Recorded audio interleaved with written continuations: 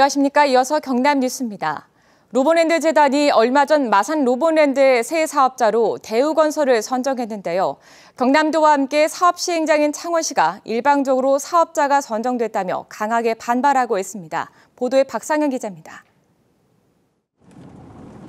창원시가 반발하는 가장 큰 이유는 민간 사업자를 발굴하려고 추진한 실시협약 개정이 불공정하다는 겁니다.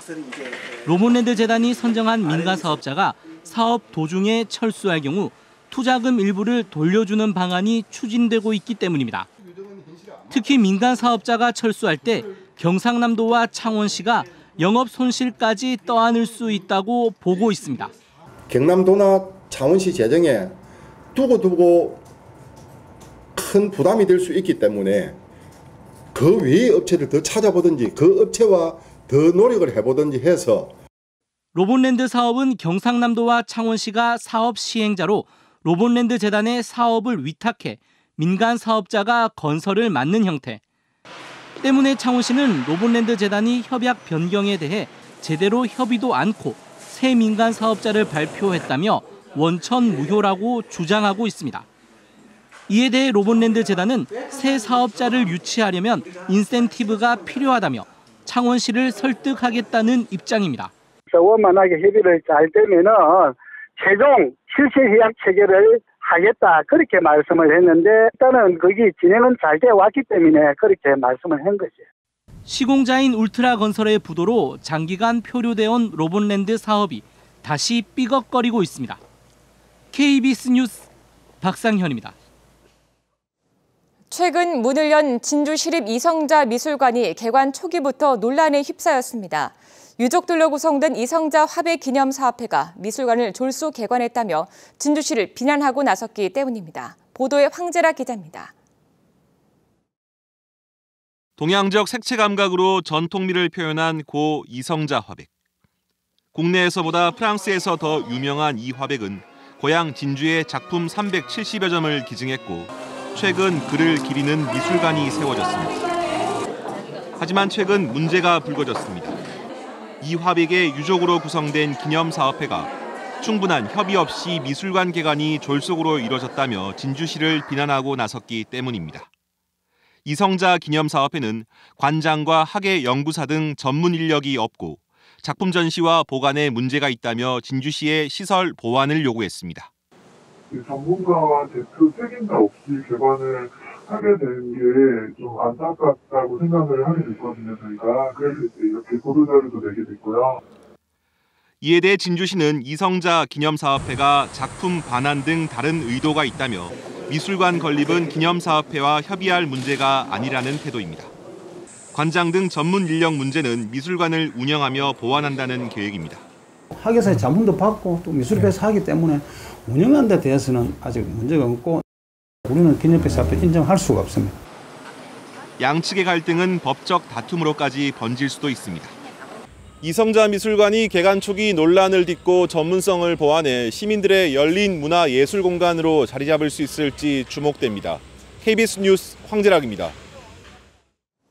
경남지방경찰청은 다음 달 말까지 경남 지역의 주요 피서지에서 성범죄 단속을 강화합니다. 경남경찰청은 성범죄 전담팀을 꾸려 단속 활동에 나섰고 지방자치단체와 공조해 피서지 탈의실과 화장실을 대상으로 몰래카메라 설치 여부를 집중 점검하고 있다고 밝혔습니다. 경찰은 성범죄자 검거에 결정적 도움을 줄 경우 피해 대상에 따라 신고 보상금을 지급할 예정입니다. 경남 도내 피서지 공중화장실의 4곳 중 1곳이 관리에 문제가 있는 것으로 나타났습니다. 경남도와 전 시군이 피서철을 앞두고 공중화장실 1,450여 곳을 합동 점검한 결과 27%인 370곳에서 이용에 불편을 주는 문제가 발견됐습니다.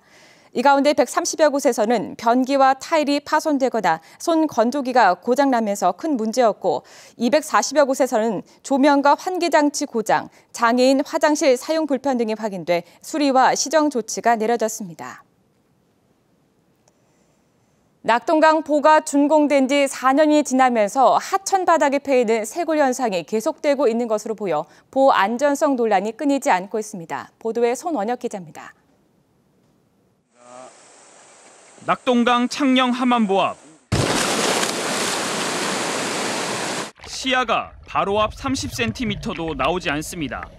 하천 바닥이 파이는 세굴을 방지하는 바닥보호공 등이 제대로 있는지 확인하는 건데 쉽지 않습니다. 한참 뒤 콘크리트로 보이는 구조물 아래 흙이 유실된 구간이 일부 확인됩니다. 수심이 급격히 깊어지는 구간도 있는 것으로 추정됩니다. 돌 하나 잡았는데 굴러 떨어져 갖고 수심 돼보니까 19.8m. 그러니까 완만한 게 된 게 아니라 그냥 폭 꺼졌어. 조사에 나선 환경단체와 학계에서는 세굴이나 바닥보호공 유실을 의심합니다. 올해 이미 수자원공사는 유실된 바닥보호공 15에서 20m 구간을 포함해 28억 원을 들여 보수공사를 했습니다. 수자원공사는 지난 5월 자체 수중조사에서 문제가 없었다고 맞섭니다. 저희들이 이 부분을 수중조사를 다 했는데 아무 문제가 없었습니다. 근데 지금 이제 이렇게 말씀을 하시니까 다시 한번 조사를 하는데 지난 2012년 세굴로 하천 바닥이 수심 26m까지 내려간 곳이 있었는데 이번엔 30m 구간도 측정됐다는 겁니다. 지속적으로 보의 안전성을 위험할 수 있는 세굴이라든지 그다음에 보호 밑으로 계속 모래가 파여나가는 현상. 조사팀은 보호 안전성과 강 오염도를 분석해 다음 주 결과를 발표할 예정입니다. KBS 뉴스 손원혁입니다.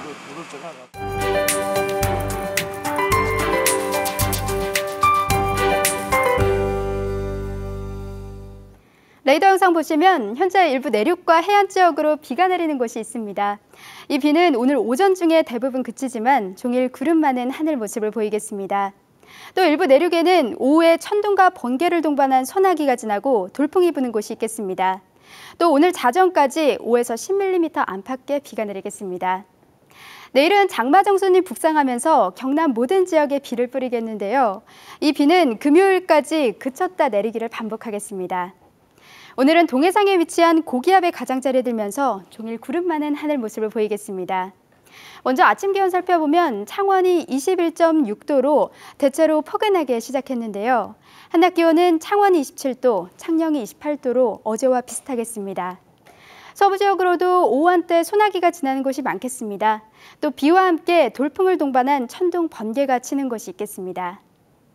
바다의 물결은 남해동부 먼바다에서 최고 2.5m로 높게 일겠습니다. 이번 주는 비가 자주 내리면서 평년 기온을 밑도는 날들이 이어지겠지만 습도 때문에 후텁지근하겠습니다. 기상정보였습니다. 한국무역협회 경남지역본부가 무역의 날을 앞두고 다음 달 14일까지 2015년 수출탑과 유공자 포상 신청을 접수받습니다. 올해 제52회 무역의 날 행사에서는 수출 기업들의 100만 달러에서 800억 달러까지 실적에 따라 41개 종류의 수출탑을 주고 기업 대표와 종업원들에게는 훈장 등 유공자 포상을 합니다. 수출탑과 유공자 신청 자격은 지난해 7월부터 올해 6월까지 해당 수출 실적을 달성한 업체와 대표자, 종업원 등입니다. 진주시와 한국실크연구원은 미국 뉴욕에서 열리는 2015 추계 텍스월드의 전시관을 운영하고 해외 판촉 활동을 벌입니다. 이번 행사에는 진주 지역 7개 실크 업체가 참가해 의료용과 기능성 직무를 전시하고 해외 구매자와 수출 상담을 진행합니다. 뉴욕 텍스월드는 패션, 섬유 전문가가 참여하는 전시회로 세계 20개 나라 660여 개 업체가 참가하는 대규모 행사입니다. 진주 지역 시내버스 요금이 다음 달 1일부터 인상됩니다. 이번 시내버스 요금 인상은 경남 소비자정책심의위원회를 거쳐 경남 전 시군에 적용됩니다. 현금은 1,200원에서 1,300원으로, 교통카드는 1,250원으로 기존보다 100원에서 150원씩 인상됩니다. 청소년 요금은 현금은 인상 없이 900원이지만 교통카드는 850원으로 50원이 인상되고 어린이 요금은 동결됐습니다. 다음 달부터 석 달 동안 경남에 아파트 6천 가구가 입주할 것으로 보입니다. 국토교통부는 전국 입주 예정 아파트 현황을 조사하고 8월부터 석 달 동안 전국에 7만 3,300여 가구, 경남에선 5,900여 가구가 입주할 것으로 조사됐다고 밝혔습니다. 시기별로 보면 다음 달에 750여 가구가, 오는 9월에는 1,550여 가구, 오는 10월에는 3,600여 가구가 입주할 것으로 나타났습니다. 김한표 새누리당 국회의원이 남부 내륙 고속철도 해상 교량 공사비 산정의 문제점을 지적했습니다. 김 의원은 지난 16일 국회 예산결산특별위원회에서 남부 내륙철도의 통영과 거제를 연결하는 해상교량 공사비를 KDI는 약 2,380억 원, 한국도시철도시설공단은 약 1,440억 원으로 책정하는 등 산정 방식에 차이가 있다고 주장했습니다.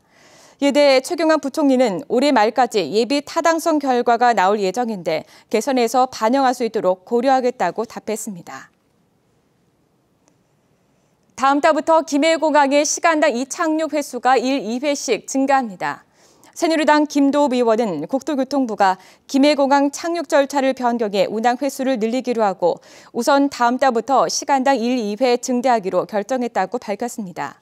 국토부는 김해공항 활주로 포장 공사와 운항 횟수 증대를 위한 설비 설치를 내년 말까지 마무리한 뒤 운항 횟수를 추가로 늘릴 계획입니다. 경남교육청은 이달부터 교육급여 지원 업무를 자치단체에서 이관받아 확대 실시한다고 밝혔습니다.